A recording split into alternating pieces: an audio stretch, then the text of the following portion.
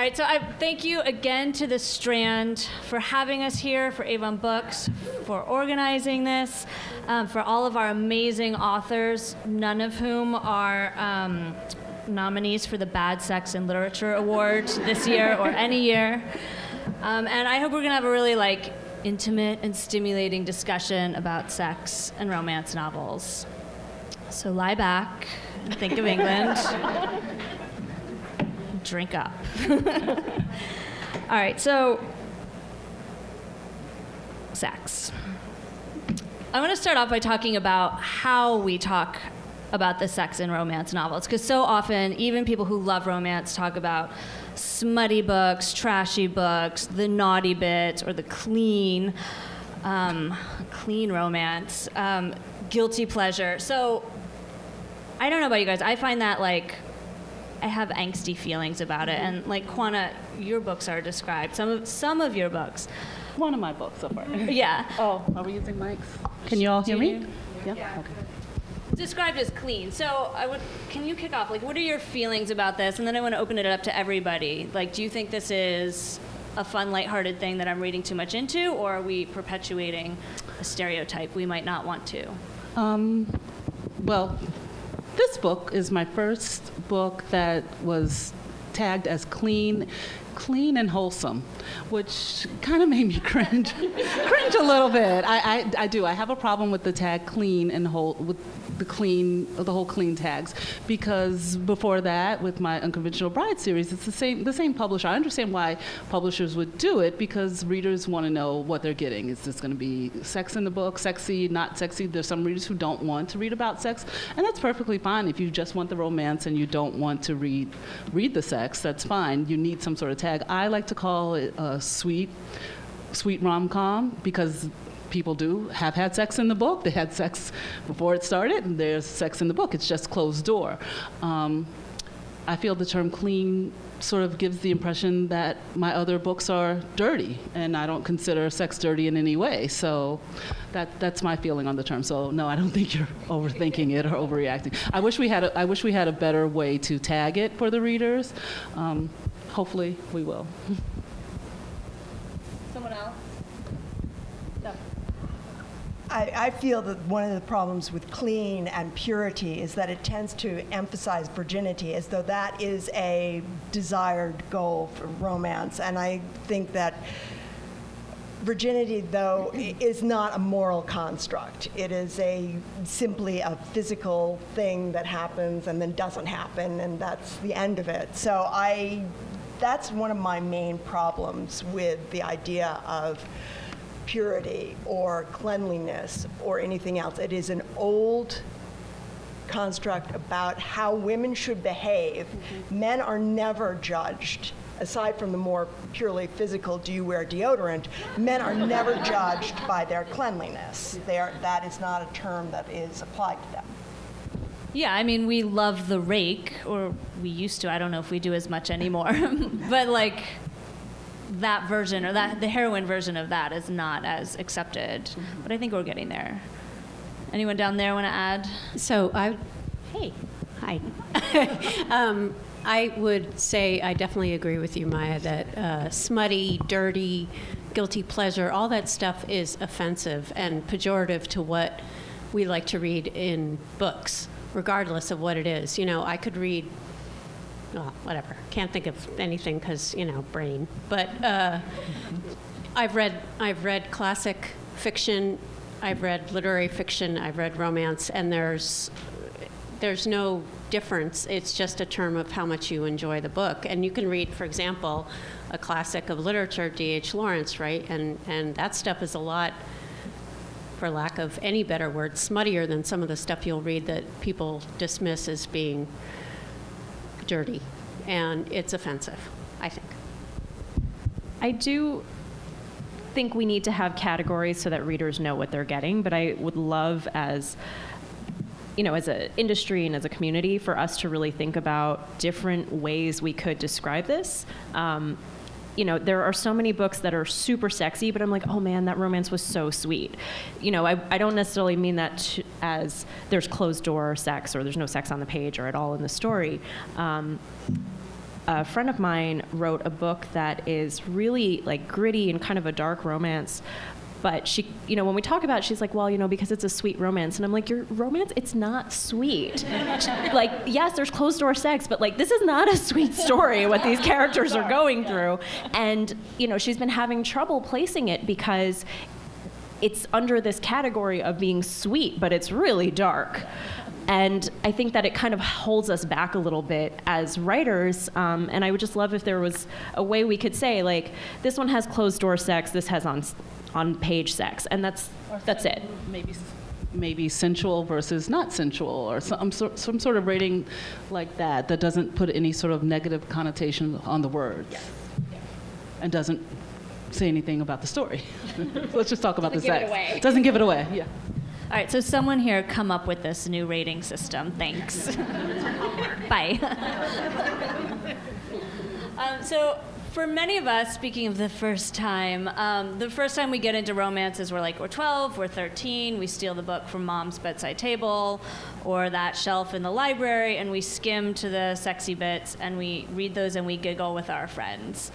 And my grown friends do that with my books, and it's awesome.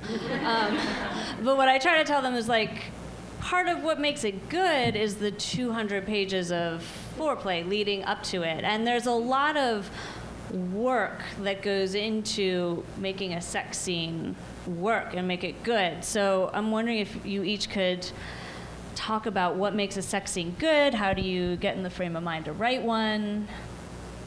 How do you manage the choreography? It is choreography, and my books have dancing in them, so there's a lot of choreography going on different levels. I got asked that age-old question at a party about a week ago. Where do you get the inspiration for writing the sex scenes? And luckily it was a friend of mine, so I was like, you don't ever see mystery writers getting asked if they practice murdering people for their books.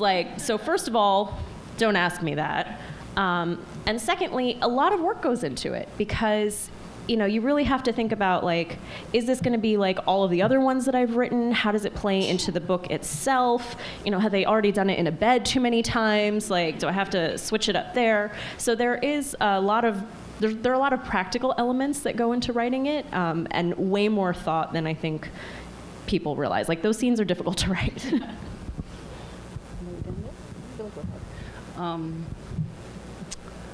I forgot the question. No, the choreography. It's so funny. This is about sex, but I don't really enjoy writing the sex scenes because it is hard work and the whole choreography and the thinking of it. So I just sort of organically let it happen, and when it needs to happen in the story, it just happens. It's they're up to this point, and when they're ready, and that's when I write it. The characters tell me when it needs to happen, and that's when it happens in the story. And there's no set point for me, there's no agenda for me, and it's always to move the relationship forward. If it's not there, I feel like it's boring. So it's all about time, place, and where it has to happen in the story. So I don't try to make myself too crazy about it. Always finding new words is hard. It's I've called it that how many times? That's difficult. I'm I've been married 29 years. How creative am I supposed to get? So that's it. So it's all kind of organic for me. I don't go too crazy with it. I agree with you completely. You should have the emotional arc continued through the sex scenes. I've heard people who actually have an empty space and then they put in big letters sex scene, which to me makes no sense. And I really do think that if you don't have that emotional burden on, or that emotional strength in the scene, then it doesn't work. And I think a lot of the bad sex writing is people who are trying to make it literary, but avoiding the sort of emotional burden on the sex. So I think that's often what happens in bad sex writing. I've just sort of anecdotally talked to a lot of romance authors, and most of them say they don't like writing the sex scenes, that that's the hardest part for them. I love writing the sex scenes, and those are the easiest for me to write, and it's because not because I'm so good at it, you guys. Just saying. But because it's a time when there's a lot of passion and emotion, and I usually have, hopefully, some revelation about character, so that if you're one of those I skip the sex scenes reader, you're going to skip a lot of character development in my books, and I think it's crucial to have that. Now, the choreography, I usually like to make it really awkward, and think about my first few times, and think about things that could be weird or off-putting, or what she'd call that if she were, I write historical, so she's, she hasn't talked a lot about the appendage. So, those kind of things are really fun for me, and I love writing them, and I crack myself up during the whole thing, which I think is the whole point of sex, is to have fun, enjoy yourself, and learn more about yourself. Hi, so I agree with most of what everybody said. For me, again, like Megan, I love writing sex scenes. I think it's something to do with the way I was raised. I was born and I was raised in India, and we didn't really talk about sex much back in Mumbai. Of course, even though we are the land of the Kama Sutra, where we are supposed to be talking about sex all the time, and we have more than 1 billion people. There are more than 1 billion Indians. Apparently, all of them are immaculate conceptions because nobody's having sex. So yeah, those are one of my favorite scenes to write. However, they have to make sense in the book, in the story, at that time, because it just boils down to the closeness that the couple has at that moment in time, and it's so perfect that they cannot not touch each other then. So it has to make sense then. I also love to write the sex scenes. I roll up my sleeves and crack my knuckles, and that is, let's do it. I mean, I am ready all the time, anytime I can. I've actually had editors pull out sex scenes because I've had too many in there, and it's okay, slow your roll. That's enough. But also, I agree with what everyone said, and having sex generally in a romance novel, as we're developing the relationship and understanding emotions and everything, generally having sex in the book makes things worse. So it really should add to the conflict, not because otherwise, you're at 50%, they just had sex, we're done, everything's great. And that's just not how it works in our stories. So again, finding out why it makes things worse is always fun for me. So crazy places your characters have had sex. A carriage. Yeah. Carriage. Begins and ends. And I've told this story many times, but it bears repeating. I did the research for you guys. There is YouTube. There is porn, carriage historical porn out there, and I've watched it, and it is possible to get full penetration in a carriage. You're welcome. Thank you. I was hoping you would mention that tonight.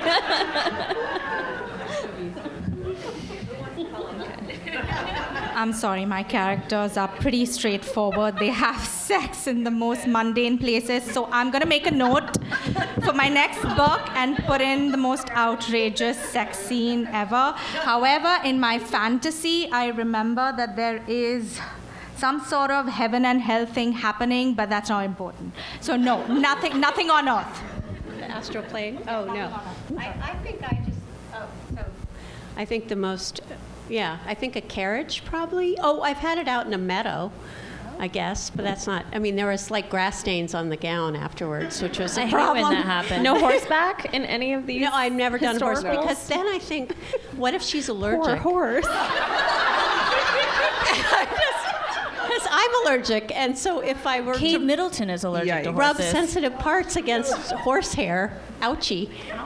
So no. So But I was thinking ants for your meadow. I mean, there are bugs and ants out there. There was dirt. The gown got all messed up. It was My Fair Duchess, where she's in a yellow gown, and then she comes back and totally, she's clearly been ravished.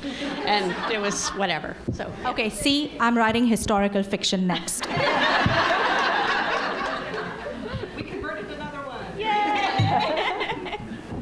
How about you guys? Any characters? Mine are in forests, woods, trees, etc. But that is actually very normal. Again, But yours are against also them, wolves. because they're about wolves, right? So that is in fact normal for them.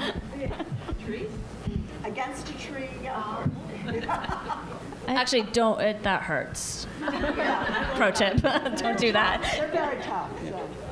Yeah, I wrote about an against a tree thing once, and I was like, ow, as I'm writing it. I'm like, no, now let's lay her down on the grass. But then I was thinking bugs and ants, and then I get too technical, too. But I did do that. Most of my things, I think I spend too much time around the house, because it's like countertops, bathtubs, a rooftop once, but then it's like, let's go inside, it's cold. I use those cushions for gardening. I like things comfortable, so let's just leave it there. There's a hot tub scene in this book, but Thanks. But I think everything else is pretty mundane. I'm gonna have to like get a carriage in the next book, like as a prop on the dance show. Like it can be out on the stage and like they just leave it there. Those carriages are open, so. I don't know. Yeah, the Central Park carriages don't look super clean. You can have the parade float. You can have the parade float. Now I'm just putting myself in a corner. Contemporary version of the carriage. All right, parade. Wait, float. hot tub sex, and you're worried about clean, Alexis? She's going to hold me to parade float. Write it down. Quanah said parade float. And she now has to write it. Parade floats. You all are fine. No.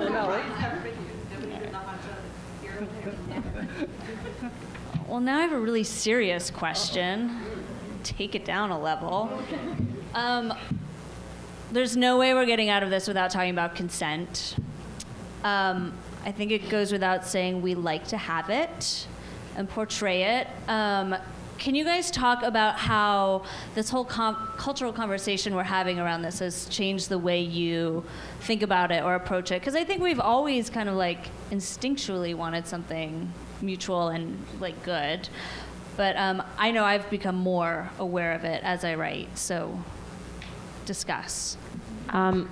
Okay, so I wrote this. This is a holiday novella. So when I planned it, it was all like, okay, let me think of all the Hallmark movies I watched last year and like made a list, like snowball fight, decorating the tree, baking cookies, check, check, check. You really nailed all of those. Thank you. Yeah. But when I was actually writing it, it was literally with the backdrop of the Kavanaugh hearings playing behind me on the TV in my apartment. So as I was writing and editing this, it was like, okay, all of the Christmas stuff and like cranking the consent up to 11 because that was my response to what was going on and what I wanted to see a hero behave like in a romance. Well, you have a line I highlighted when I read this book that your heroine says, like, what I liked about you to the hero is that you asked and you didn't take. Like, you cannot be more clear. That is heroic. So, yes. So how's it changed for you guys?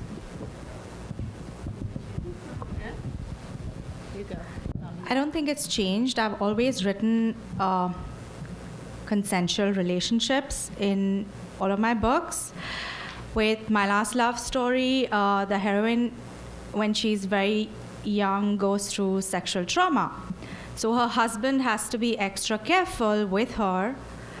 And all of that just organically takes place. I mean, there's no mindset as such because if I don't think like that, I don't think any of my characters will end up disrespecting women or each other in any form or fashion because I just won't go there. And if ever there is a character that happens to disrespect, I don't think he'll be a hero. So it's pretty clear the consent in my mind. Yeah. And I hope it comes across in my books. However, I also write about very strong women who will, usually in most of my sex scenes, it's the woman who makes the first move. So there she's already consented. Yeah, I noticed Megan does that as well in one of her books. I was reading it, and they're at an inn and they kiss, and I'm like, oh yeah, they're kissing for pages. And then because that's how long it takes in romance to kiss someone. But then I was like, wait a minute, she kissed him. And it caught me. And so, like, I'm glad to hear this is happening more and more. So gender dynamics, heroines making the first move. So, Falguni, you mentioned this already. Do you want to add, Megan, or add more? Well, one of the things that has always fascinated me about romance is power dynamics, especially in historical. Because if you're writing historical, and I write definitely within the box of historicals, you know, big,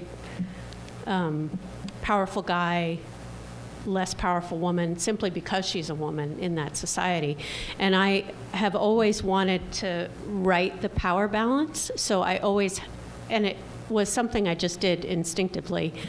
I always have her make a move or say, yeah, let's do this, and he's like, wait, whoa, are you sure? Honestly, I've tried to write a super alpha guy. I can't apparently do it at all. So he can't, so I always have her doing the first thing, and then she continues it, because I feel like otherwise he's just enforcing his will on her. And I'm sure it's less, although not existent, I'm sure it's less pronounced in contemporary or other types of books, but I know that it's still there, and I think it's something you have to recognize, especially because most of the readers are female. Yeah. I mean, I would like to say that actually consent is not a word I'm crazy about, because consent is about agreement. It's about saying somebody else has made you an offer and you are consenting. And I think that gets away from women's ability to say, this is what I want. And the more women say a very clear, unambiguous yes, the stronger their clear, unambiguous no is. So I just think that is, I mean, for me, it doesn't really come into play as much because I have wolves. They smell each other and they know if they're receptive. And the one character who is put upon by a human who doesn't understand that she is not receptive eats him. So that's the end result of that. And then she said, what did she think was going to happen? Like Megan and Falguni, usually my women are the aggressors, and that helps take a lot out. But I do try to have a conversation beforehand to make things clear, and I find it now, I'm doing it a lot more to make it very clear, so there is no question, but there is a fine line, I don't know if any of you are having the same trouble, where you don't want to overtalk it. Right. And take you out of the story and out of the moment. So it's like, are you sure? Do you want this? Let's get on with it. Let's just do it, because I'm starting to cool off a little bit here. So you have to be careful there. One of my earlier books, I did have a guy, and I think my guys, I think they're kind of beta. I don't know. I don't think this far as I go into them. But there was a moment where he sort of was angry and burst in and like threw the heroine down on the bed, and it was like getting kind of rough. And she kind of like, she called him on it and was like, and he stopped himself and was like, you don't get to do that. You're being an asshole. Sorry, you're being an asshole. And that sort of stopped everything. And I hope I did it well. I don't know. I don't know if I would do it the same way after the Kavanaugh hearings and all of this now. I don't even know if I would write that scene. But I still love it. I still love that story. I still love him. I still love their relationship. And I think it was right for that relationship at the time, and they needed to go through it. I wonder what everything politically has done to us now, and if I would do it all over again, I don't know if I would, but I think I would miss it a lot. So, something to think about. Yeah, I decided with this series that there would be no virgins, no pregnancies, and no weddings, and no proposals. Sorry. But I wanted to show happily ever afters that didn't include those things and that showed people still having full lives even without those traditional markers. And part of the no virgins thing was that I wanted to be writing heroines who had agency and who had who kind of have no problem with physical intimacy, and for them the problem is emotional intimacy. They're like, fine, we can get it on, but like, don't expect like commitment or like feelings. Like, that was the journey that they were going to go on, and that was a conscious choice I made at the beginning of the series. But I do think that even just in the last year, our perceptions of this stuff and our own writing have changed a lot. Yeah, I actually wanted to say that it's okay to write an alpha male as long as by the end of the book, he's changed through whatever, journey that the heroine decides to take him through. So that's, I think, a good plot or theme that we should actually be writing about, instead of continuously not or just writing about things the way we want them to be, but show the journey that it's okay if you start off like that as long as you don't end up like that. So I think that also is important to write about it instead of, staying away from it. I think that's interesting, and it leads into my next question. I mean, so much about sex is like power dynamics, and it changes from a Regency to a Gilded Age or to a contemporary, just because women could do so much more and had so much more social power, financial power, everything like that. I don't know what my question are there some tropes that can't work anymore in this? Like, how do you make a duke and a governess in the Regency seem really palatable now? Like, does a billionaire and his assistant with no money, like, is that sexy or uncomfortable? So Tessa Dare just did the governess and the, is he a duke or is he he's the heir? He's the heir. Yeah. But that book, I think, was perfect. But I do get really uncomfortable now with the boss and employee ones. I think just because of what we know, and it's too close to real life situations. I was never a huge fan of billionaire romance anyway, but now I really just can't do the boss employee thing. Coworkers, okay, but like, yeah, the power dynamic, it's too icky now. Again, can I say something? Yes. I would do it if they leave what happens in the office, and when they get out, the employee has more power than the boss does in the bedroom. Or same thing with the governess and the duke, You leave what happens in the bedroom separate from what's happening. I mean, you have to do it really well. But I think it can be done, and I think why not? Why not show that having sex or their attraction has nothing to do with he's a duke or he's a billionaire or whoever he is, and he can buy and sell 15 million of her. That's okay. As long as she knows that she wants him, she knows that she has the power in the bedroom, she knows that she's consenting, and she knows that she's maybe she's the one who's, approached him. I don't know. There are ways to do it. I think you can do it. I'm all about the billionaire. I'm about the money. I think it needs to be done right with the emotions in the story, and I think the power doesn't have to be the power in the sex. The power should be the emotional tie that the employee would have on the boss, and emotionally, if he can't, the boss can't live without the employee, then the employee has the power. The boss doesn't have the power anymore. So if that's done properly, then it will definitely work.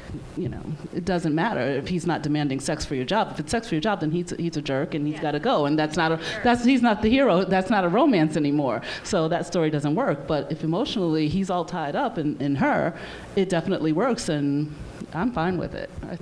Is that bad? I said that. No, Quanta's fine with it. She doesn't consent to anything. Don't tweet that. I think for that question, I would just look back at the one of one of my favorite books ever, of course, Jane Eyre with governess. Asshole. I love Rochester. Don't get me wrong. He's still an asshole. But the thing about that book and about all the other Duke governess books that have followed that have done it well, in my opinion, of course, I know some people think Rochester is not a psychopath like Heathcliff, but definitely controlling, is that, like Quanah said, Jane has the power in that relationship because he needs her more than she needs him. And he's desperate for her, and she's able to walk away, and she still has the power. So you don't see her as that whatever poor, I forget what she says, poor little scrap of a woman or whatever. She's not that anymore by the time that she actually gets back with Rochester, when she allows herself to go back to him. So I've written Duke governess books, and again, it's about how you structure the power balance, and it just has to not be that unequal, and you have to kind of, And who makes the first move? So I write all of my books have billionaire tycoons as the heroes, because that's my jam. And so there are two ways that I get around it, or that I try to get around it. The first is that the heroine always has a career choice and or goal outside of being married. She's either, I don't know, what are some of my books? Like which, I don't remember. She's like a lady, like an architect, or she's whatever. A journalist, a shop girl who wants to be a designer. So I'm always like, she has a goal that's either a career or something she wants other than being married to the hero. The second way I get around it is, I don't like to write virginal heroines. Even if she is technically a virgin, she has had some kind of experience. She's like made out with a dude. She's had like heavy petting. She's coming to the relationship knowing that I dig this. Like, you know, I'm not afraid. Like, I'm excited about doing this. So that's. She's not surprised at how big it is and wonders how it's ever going to fit. No. Sorry, sorry. I'm not a fan of those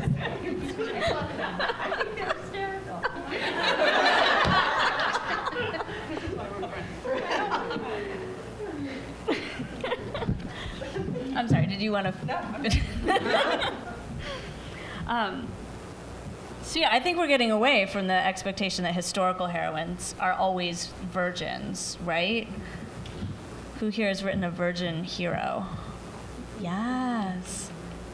Yeah. How is that different in the story? Is it different writing, or is it? I talked this guy right here.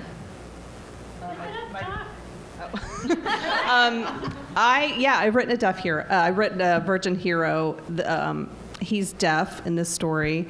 I liked writing it because I feel like there's a lot of pressure on men to feel like they know what they're doing and they have to be experts and like they have to guide women to like, you know, sensual pleasure. And there's pressure on men, whether, you know, we realize it or not.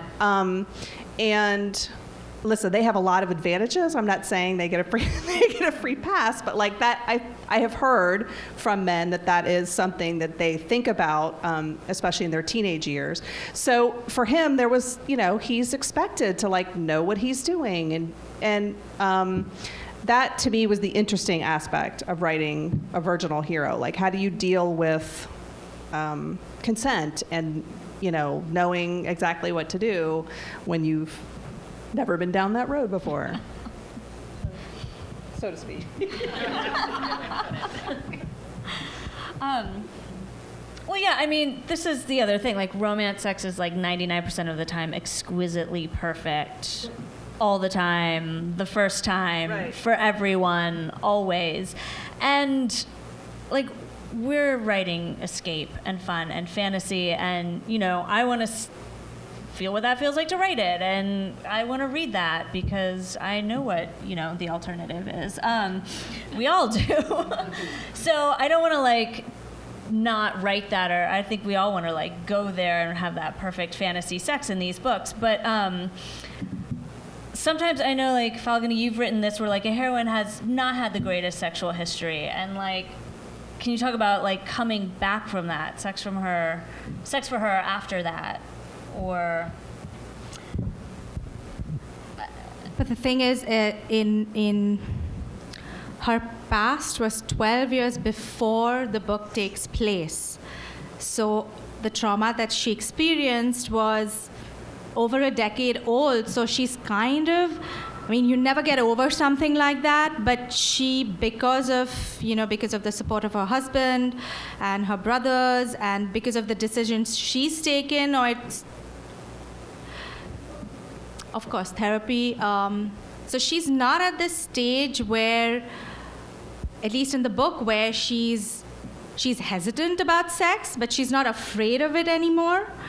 But she does talk about that was a journey, that to get to where you're okay with some man touching you again is a journey, and you can't not address that if your heroine has gone through anything of where she did not comply or did not, or whatever, when she went through some sort of trauma. So did I answer your question, or? Does anyone else want to chime in? Yeah, I would like to say that I think that often all of our scenes, as you say, are often perfect. It's perfect the first time. I would kind of like to see more scenes where it's not absolutely perfect. It's a little awkward. The hero doesn't know what he's doing. The heroine, it doesn't feel that great the first time around. And that the emotional, that the love is there, and that actually they sort of grow towards the sex. The sex gets better as they go along. I think that would be just a compelling emotional story, rather than starting out with the sex just pitch perfect and then actually bringing the emotions up to that level. I think one of my favorite sex scenes is Jennifer Crusoe's Welcome to Temptation, where it's bad, and then he figures out what turns her on, and then it gets great. But like, it's so good when it's still so bad. Like it's right. Very intimate and fun, and it's a great messy form of consent in a way, because Yeah. then you are doing everything you can. That is a way of proving love. And you see them interacting and like trying to learn each other. I often forget what I wrote. I'm like, what did I write? But I was just reminded of an earlier book of mine, Bounce, and it opens talking about the husband's erection, but it's in the wife's head, and it's all her thinking during sex after he's cheated on her, and what she's feeling during that time while in her body and in her head. Now he's kissing my breast and doing this, and he's going to my hips and my thighs, but is he thinking about my thighs? In a lot of my sex scenes, it's sort of, because I go into women's heads and women think about, their bodies during that time. You're there, and then suddenly for a minute you might not be there, and then you're there. So I do like to put in those thoughts and things like that. But, that was in that, and it's kind of a romance. It straddles the line. I thought I was writing romance. It turned out it wasn't, but that's neither here nor there. But so, it's not always so pretty. That's what I was trying to get at. I love an awkward sex scene. I haven't written one yet. I mean, I've written them, but then I fix them before they get someone else. Well, I always ruin the mood with like jokes. Like ill-timed jokes in the book, and then I'm like, oh, I just destroyed all of the tension that I built. I have to take that out, even though it's a good joke. But A Lady Awakened has, like, that is always the one that stands out to me as like really good awkward sex, and the scenario that sets it up just really works.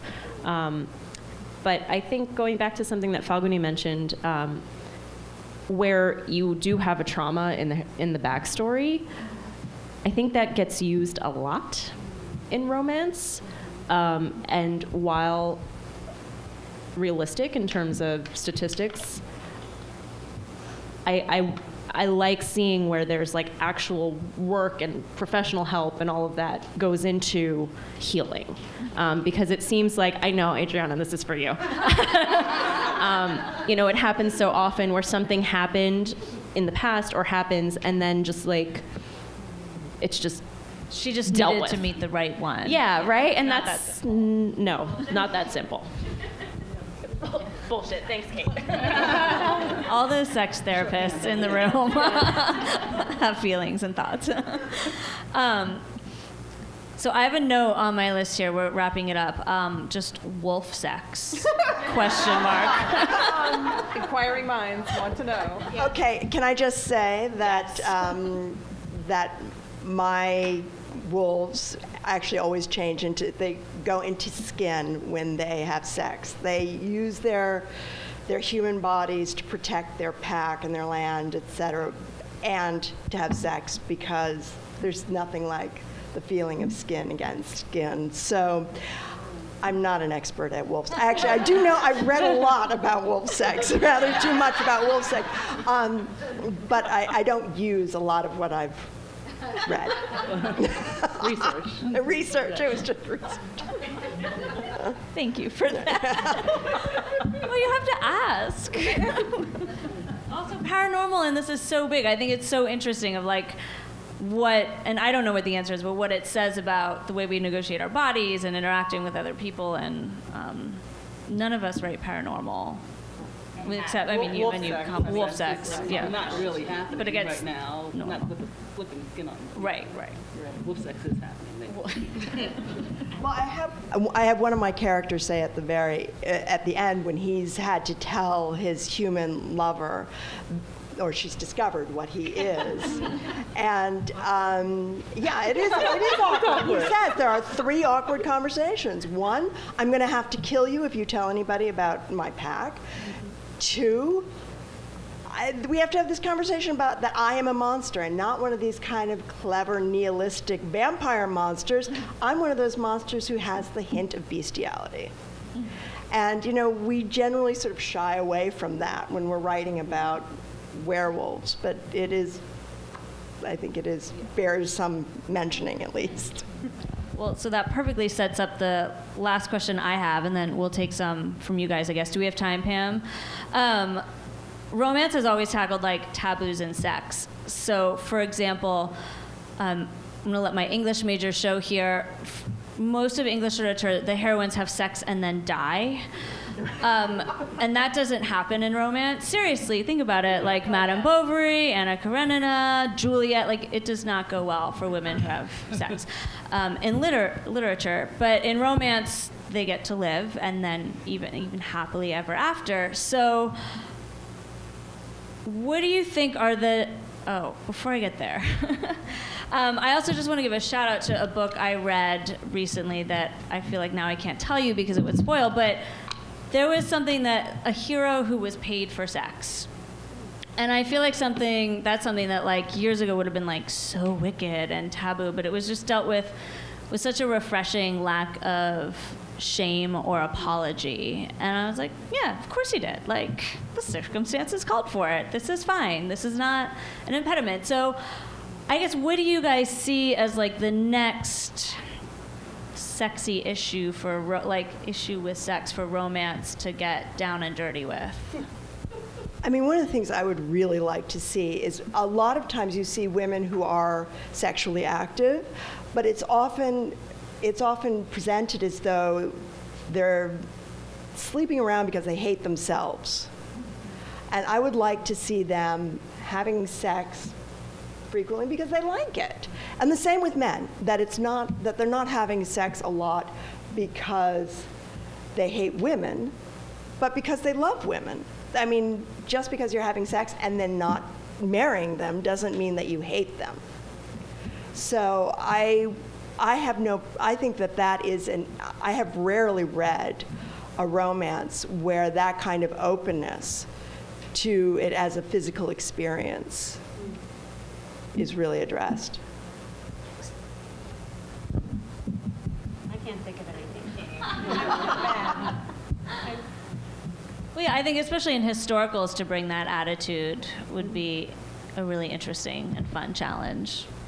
I just wrote a heroine who had a horrible early experience with with her partner, but she says she had great sex with him. She said that was like the one good thing about him. And I had fun writing that because it was like, she's like, when she meets the hero, she's like, dude, let's, because I like it and I miss it because he's gone and here I am.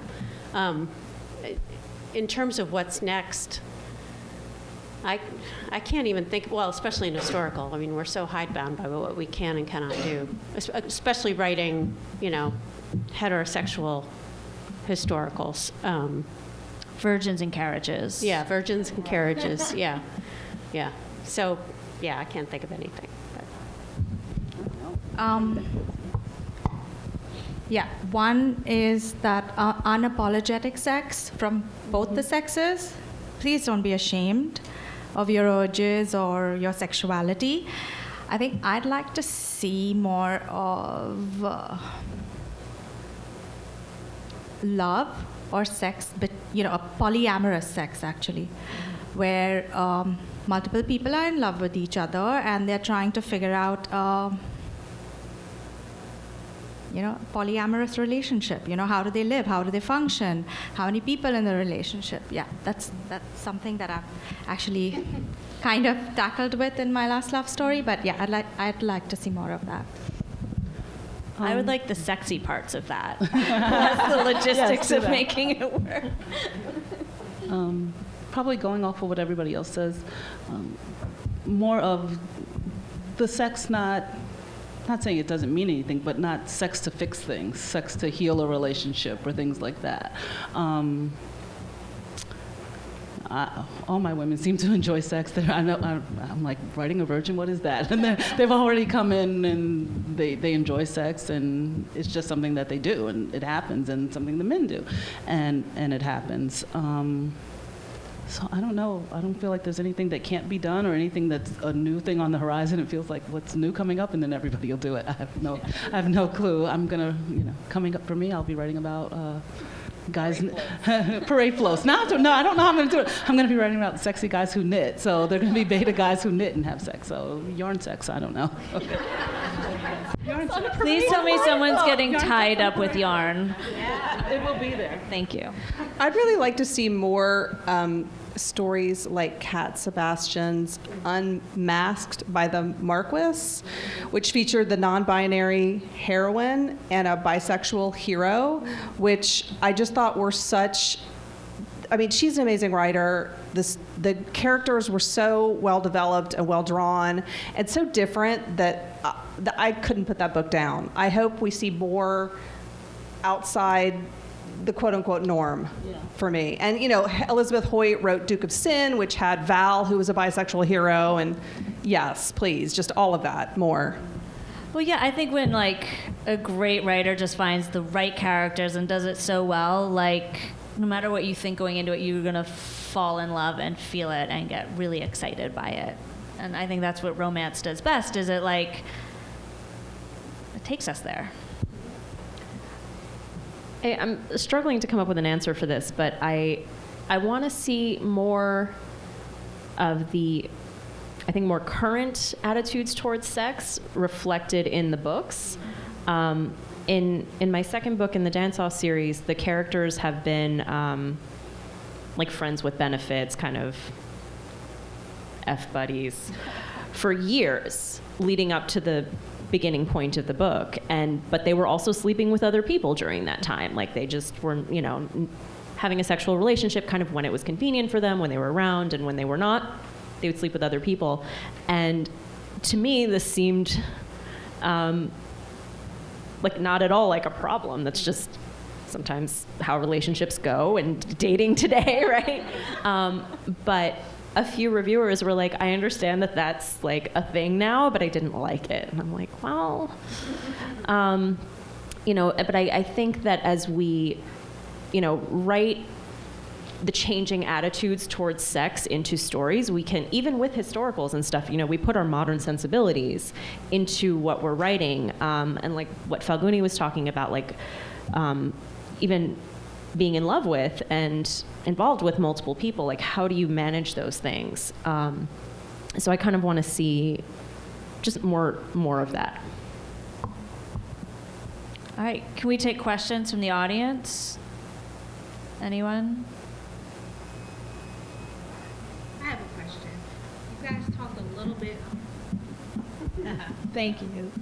You talked a little bit about how you think about virgins and just the overall development of a romance. And I guess my question is, I know from my own experience, I was never really taught about sex. I was given a book that gave me the clinical stuff, but the actual, functioning, however you want to put it, I didn't learn about until I started to read romance.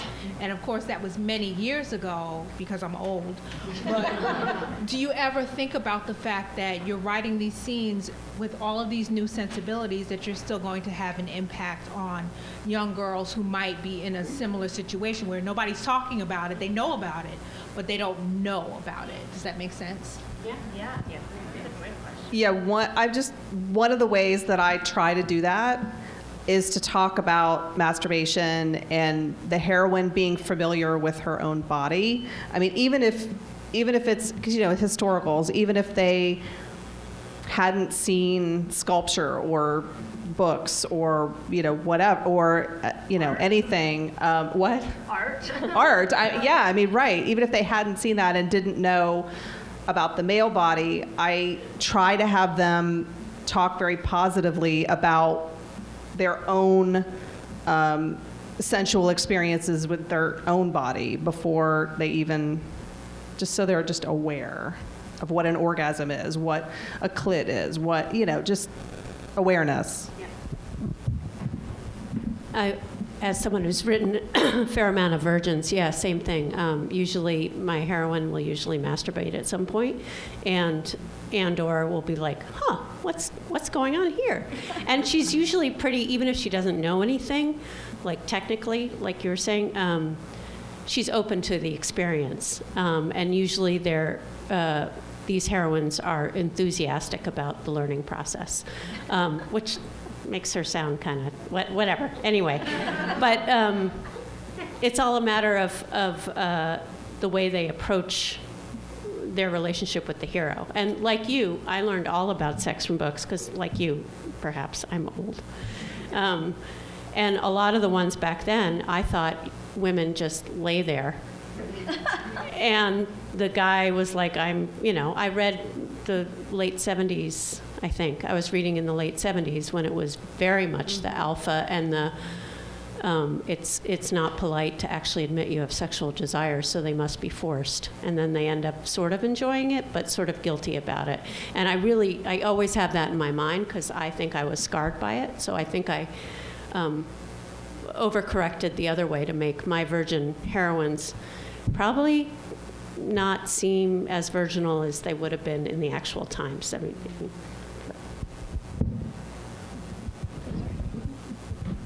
I mean, one of the things I find interesting about historicals is that until 1730, it was considered that a woman who did not come could not conceive. So, at 1730, you begin the dark ages of the bedroom. That's when it just doesn't matter, and that's when women all are supposed to lay back and enjoy, or not enjoy. Think of England. Right, think of England, exactly. I mean, what I want to try to do with my characters, even though they're not real, is to try to give women always agency. I have, the alphas are as likely to be female as they are to be male, and so I want them to have strength, and I want young women to think, I can be as strong physically as any other man, as any man. I can also fight off. I would like a woman to be able to fight an unwanted advance. So, I think about those things a little bit, even though it's not quite as realistic as. Question over here. And we just touched on this a little bit when you were talking about women being familiar with their bodies, but I wondered how you felt too about body positivity in addition to sex positivity in romance, and how you think the genre and the industry is doing, maybe if it still has a lot of improvement to make, and if you think that's being tackled well. We need to do better, in my opinion, and myself included. But somebody else can expound on it. I don't feel like So, when two people are falling in love, they generally don't see each other's faults. True. So when you're viewing your lover for the first time, he's going to be perfect in your eyes. So I think that is what translates into the romance novels or onto the page, which comes out as that we're only writing about these perfect human beings, which is not so. It's just that that person is in love with their partner, and that's why they do not see the faults. The faults will come out in other ways, in other scenes, but when they're intimate, they're just seeing the flawless skin, the brilliant blue eyes, and the long, curly, wavy hair, and all of that. But that's because they're falling in love, I think. Yeah. I don't know if that's true.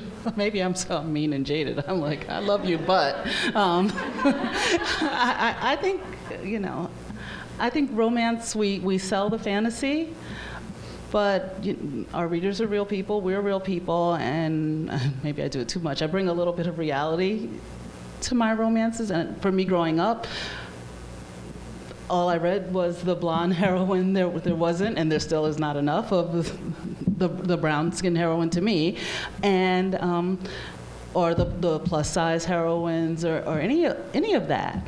And I'd like to see more of body positivity and more representation with all different heroines and heroes seen there. And it doesn't have to be all beautiful sunshine and flowers. I wrote about a plus-size fashion designer, and she was pretty together. She was into herself. She was hot. She was great. She was very sexy. But she was also a plus-size woman in New York. And you know what? That's going to give you issues. That's going to, shopping's not always fun, So to make it realistic and for me to be able to sit well with this character, I had to portray that and portray her insecurities at times with the hero who she was in love with, and she saw him as being perfect. And through his eyes, he saw her as being perfect. He had no problem with her, but she still had issues with herself. And it wasn't anything too deep or bad or anything like that, and didn't hinder. But there are things to get over. And I think that needs to be represented more in romance in so many different ways. And not just in romance, but even in movies and TV. And we need to get past this, everything's perfect and thin, blonde, blue-eyed, whatever. Or every hero is not, Jamie from Outlander, but everyone can be, but they're all not. There's so many different ones, One thing that I think, like Joanna said, we could definitely do better, and I know that going back to the earlier question, when I first started reading romance, all the heroines, like Kwana said, were spectacularly beautiful with blonde hair, no pimples, and good teeth. Good teeth. Oh, freckles, yeah. They had charming freckles dotted just so on their faces. But one thing that I'm interested in as we start talking about this is the heroes. I mean, there are even fewer bigger heroes than there are bigger heroines right now, and there's a lot of reasons for that. But it's something that I try to keep them out, given I write dukes with six-pack abs, so I'm talking something that I'm not actually doing yet. But it's something that is, I worry about a double standard in our books, because it's usually the heroine who's less than perfect according to the standard that we're all understanding that we're talking about, even if it's not what we agree with. But the hero is perfect. Yes. Let's go with you and then you. Okay. Sorry. So something that I've started reading a bit more recently is more like kinky romances, and I've found that even the older ones have and even like in the kink community, there's a lot more like enthusiastic consent and things like that. Are you guys, like, when you think about writing, I mean, you just talked about being tied up with yarn, which I guess might count. Okay, but is that something that you guys are thinking about more bringing into some of the more like vanilla romances that exist? I mean, I'll just say that I had one scene, it was just bondage, and it was only there because it was a hero who was so controlling that the only way that that the heroine could get him to sort of stop trying to be so controlling was to control him herself. And so she, ties him up, and he doesn't say no. Now, that was not an enthusiastic consent, but at 4 points of the compass, she asks, are we okay? Is this okay? And he doesn't say no. So. I think I tried to, a lot of times in some of my earlier books, consent was in my head because, I mean, of course, like they're both in it to win it. Like, it's happening. And in my head, everyone's agreed, but that didn't always come across on the page. So I absolutely make sure that it's actually on the page. But are you asking, is it consent you're asking about, or just kink in general? Like, are we bringing more kink into the books? More like as we get into more consent and asking more, like one of the things you like ask about, can we do this? And as that comes into books, are people pushing the boundaries a little more? I don't really know where I was going with that. Well, I think Scarlett Peckham's The Duke I Tempted is a great example of that. And it's, there's a lot of consent, there's a lot of kink, and I think that's a good example of maybe a new direction for some historicals. So my first book that I ever wrote, a romance, It's Your Move, Word Freak, it came out in 2012. I just re-released it after revising it, and oh my God, I had to take out so many horrible sentences and things that I was doing between both of them, between that the hero was doing to his girlfriend or vice versa. I mean, there was no consent. Nobody was asking anything, and even when they're both alphas. So each get a turn to kind of, I don't go into kink, but it's just, holding tightly when you're having sex. Even that is kind of, foul play. And yeah, I had to go and, revamp the whole scenes where it did not sound horrible. And it didn't sound, it didn't cross any boundaries. So yes, I think it will sort of come into our work now. And there are kind of like merging boundaries, but kink or bondage is a completely different genre, I think. And they have to be very, very careful about how they're writing, what they're writing. I think I know that Joanna and I both read pretty somewhat kinky kind of books, and we've talked about them. We both write historicals, and I can't speak for the reading taste of anybody else. I'm not, But I think that traditional vanilla sex writing authors could definitely learn some stuff from the kink community and try to bring a little bit of that to kind of, blur the edges a little bit, just to make it more fun. I know that there have been books in the past, I'm talking about because I have read mostly in the past historicals that have had those elements in them, and those have been the ones that people are like, oh my God, do you remember the rope scene or whatever it was? And so if we want our books to be talked about that way, we should probably try to put a little bit more of that into it and blur the lines. I think just having been reading romances, I was late. I started at 15. That we're seeing I think, way more sex on the page, and like more descriptive sex and more inventive. So I think that it is coming, just because there's more availability for that now. That's maybe not the right word, but like acceptance, I guess. Like, you know, what you might see in a contemporary romance now, maybe 20 years ago, you wouldn't have seen at all, or even 10 years ago. But yeah, there are those scenes where, like, you know, it just like is a little extra, and then everybody talks about it, like. Chapter 32. Yeah, right. So I do think that we will see that, especially with the consent piece becoming more apparent. Question up front. So this is a question about genre, which a lot of the conversation has kind of circled around, but a lot of what I'm hearing about the way you guys discuss genre is like a sort of series of expectations between you and your reader, and if you had the power to like ditch one of those expectations and kind of reshape that encounter, like what expectation would you want to just get rid of?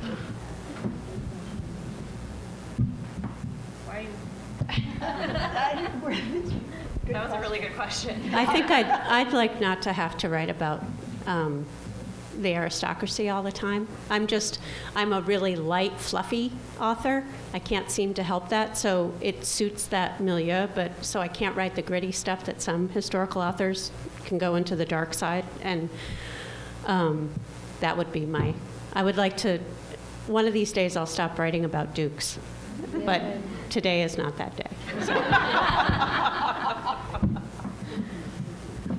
So I think I got tired of writing about happily ever afters because I was like, wait a minute.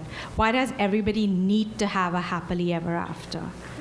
Why can't they just, hello? Somebody turned their mic off. Why can't they just fighting words. Why can't they just be happy for now, and we'll see what happens in the future. But happiness as I decide for my characters. So it might not really be happiness in the traditional sense, and I think that's what I've tried to do in my last love story, and my lovely, lovely editor has allowed me to do. Not a happily ever after. So don't come and catch my throat when you read it and you're like, where is my happily ever after? It's not there. I forgot what I was going to say. I want to be able to write bitchier heroines. Oh, I have no problem with that. Like, before I started publishing, I was with a writer's group for a really long time, and I always got dinged on that. And I was like, I think her reaction is fine. And everyone was like, she's kind of a lot. And I was like, all right, fine. But I think we can sometimes tend to be a little hard on heroines, and we all know why. But I would like to see more of a range that way, and let us just be kind of messy. Alexis, can I? Mm-hmm. Can I recommend this book? Yeah. Yeah. I'm with you. Well, she's kind of nice. She's kind of nice. She's probably my nicest one I've ever written because I all my heroines are kind of snarky, and I've always gotten dinged on that. And well, if you don't like them, then love them. It's kind But it makes for better dialogue. I think it makes, yes, and I enjoy writing dialogue. I enjoy writing fights and arguments and things like that. I'm just a person who likes to debate a lot, and I put that on the page. So I'm happy. I think the whole a woman has to be so nice and so sweet and a likable heroine, I'm like, oh, kick that out. That's boring to me. So I agree with you on that. Expectations. For me, it's not really a sex kind of expectation thing.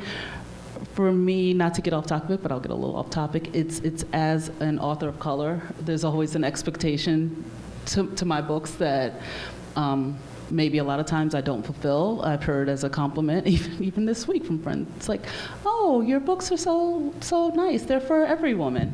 Any woman would like it and would relate. I'm like, oh, you mean, your heroine's like any woman. I'm like, you mean because she has a vagina? It's like, what's the difference? So I'd like to blow those things those thoughts out of the water. I'm kind of sick of hearing that. That's sort of, as an author, that perception that people look on the back or inside and they think they're going to get from me what they think they're expecting from me or my characters or my anything like that. It's like, forget that and, just read a book. My expectations of Megan's book is I'm going to read about the Regency, and that's what I should have, and that's about it, yeah.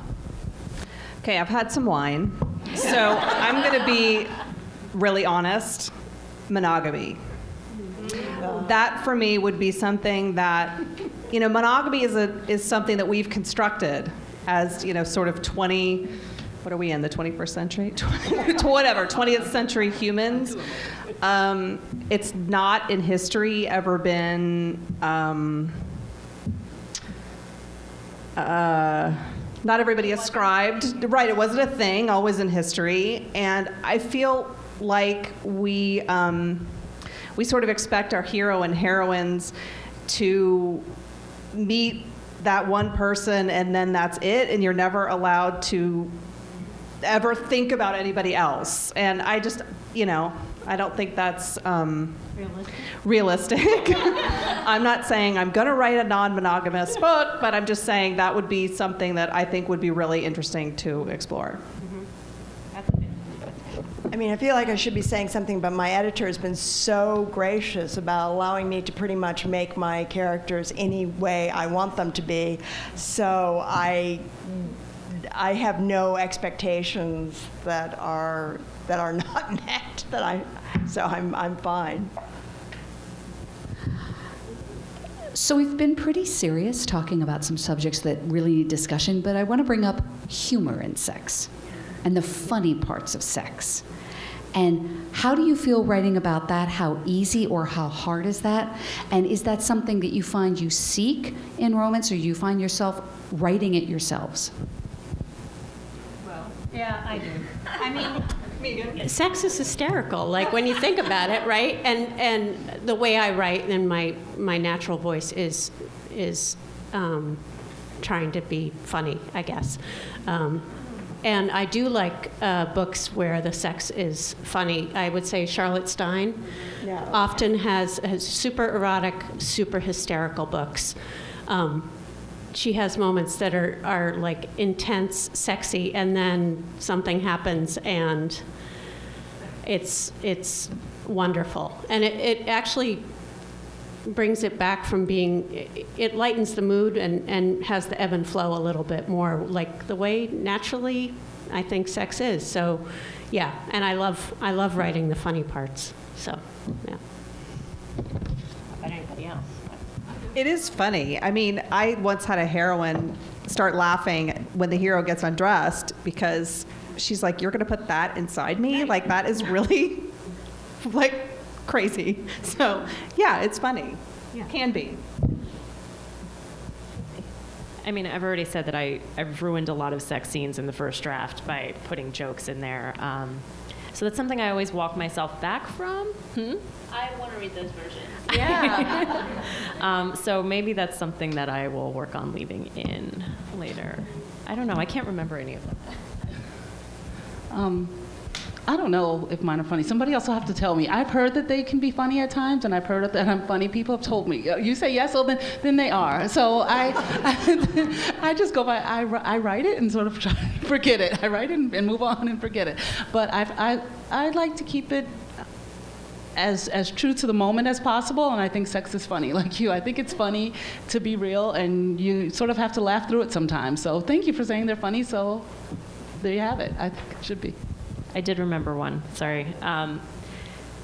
In the second book, the hero was in a movie when he was really young, and he catches the heroine watching it in his living room, and they have like a whole like bit on the sofa. So I think it's hilarious because like the movie is him playing, and it's like a sex scene in the movie, and then they're like having sexy times on the sofa, and she's just like, what is happening? Like, what is my life? There's like 22-year-old version of him and like 35-year-old version of him, and it's a lot. Do we have another question? Okay. So in So one of my favorite series to read that's kind of in the YA space, so not adult, is the Throne of Glass and the ACOTAR series by Sarah J. Maas. And one of the things that I love that she does in that series is not the sex bits, because it shouldn't be there YA, but whatever, is the fact that she also includes conversations or heroines who have their period and have courses. And it's not in relation to getting pregnant, because in historicals, it's like, did you have your courses?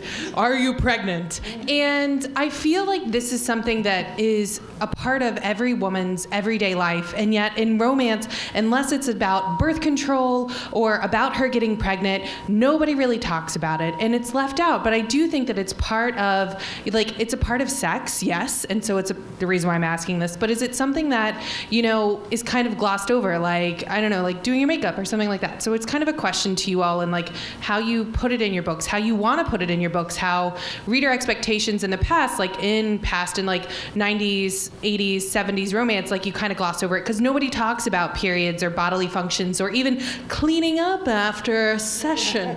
Like, I just wanted to, apologies, but not really. So I just wanted to pose this question to you ladies in terms of your writing and what you've done and where you might want to go with it and kind of pushing the boundaries. Let me start, because I've given one of my heroines, who's a virgin. She's always been in love with this guy, and she's about to have sex with him, and they kind of finish off without penetration, and the next morning she gets her period. So for the rest of the book, there's nothing happening with them. Yeah, so that's how she remains a virgin until the end, because she gets her period.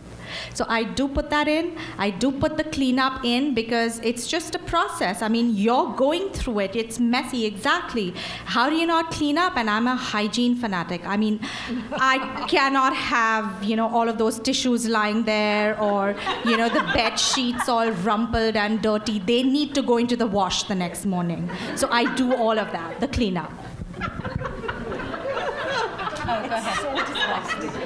I don't include the heroines having periods because I hate writing timelines for my books, and I don't want to have to figure it out. So that's there. But I do include the cleanup, because when I read books and there's stuff everywhere, and then they just roll over and go to sleep, I'm like, what are you doing? Go to the bathroom, clean it, don't be in the sheets like that. I mean, maybe people don't care that much, but I do. This is where sex in the jacuzzi helps. You automatically clean up and get out. Right. But no, sex isn't dirty. I always have. I've actually had my heroines have to pee a lot, because I like to write what I know. And they stop off and they'll have to say something to the hero, and they're incredibly embarrassed. I haven't written a period, but maybe I should. But I do have the cleanup too, because in historicals, I try to make it that they don't have penis and vagina sex for a long time because of the threat of pregnancy, because I like to try to be somewhat as realistic as I can be. So they're constantly cleaning stuff off somebody's belly, and because that's just what you do, right? Somebody's nightshirt's going to get ruined. But I do more often have them having to go to the bathroom. Well, on that no, I think this is a perfect question to wrap up. I think the overall tension with everything tonight has been how much of a just escapist fantasy should this be, or just how down and dirty and real do we want it to be? And I think the answer is yes. Yeah. So, I guess, any other questions? Should we wrap it up? Do we need to drink more wine? I'd like to remind you all, I already lost it. Drink Babe. Babe, drink Babe, the official wine of romance. Buy these ladies' books. Why don't you just run through the title of your books that you have here tonight, and how we can... This is Dance All Night. It's a holiday novella set in my dance-off world, but it works as a standalone. She's a ballroom dance champion, and he is a Broadway kind of dancer. He does national tours. They shared a kiss at New Year's Eve the year before, and now it is December the next year, and he is trying to woo her with Christmas-themed dates.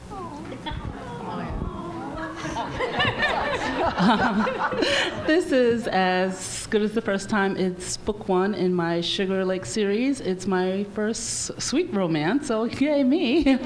Not the sex you were probably expecting, but that's all right. It's still a great story, and there are recipes in the back that I made up. So if you're looking for something to make for the holidays, get it for the recipes if you were missing the sex, you know? There's a reason. Cake or sex? This is The Last Wolf. It's the first in my series. It is about a pack that lives up in the Adirondacks, and they are primarily wolves who use their human form to protect themselves. The runt of the litter of the pack is Silver, and she comes across a wounded hero and who is much more human than is good for him. So it's how the two of them manage to survive. I've got The Lady is Daring. It's the 3rd book in the Duke's Daughters series. The Duke's Daughters inspired by the Bennet sisters. So yes, somebody runs off, but they don't get saved. So this is my Mary Bennet fanfic, because I always felt like Mary Bennet got like a raw deal because she's so unpleasant. So I wrote that heroine. She's really pedantic, she's really smart, and she takes a carriage to go look for her missing sister and accidentally kidnaps the hero.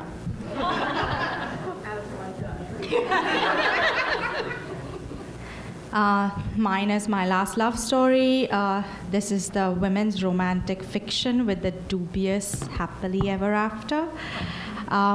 It's about a married couple. The husband has cancer and he's terminal. So he's trying to fix his wife up with his best friend and sort of sort out their lives and their affairs before he kicks the bucket. Mine is A Notorious Vow. It is a marriage of convenience, friends to lovers story between a English lady whose parents are trying to marry her off to somebody terrible and a Gilded Age recluse inventor. Thank you all so much for being here. What? Talk about yours. Oh. Yeah, yours. Oh, I'm so glad you asked.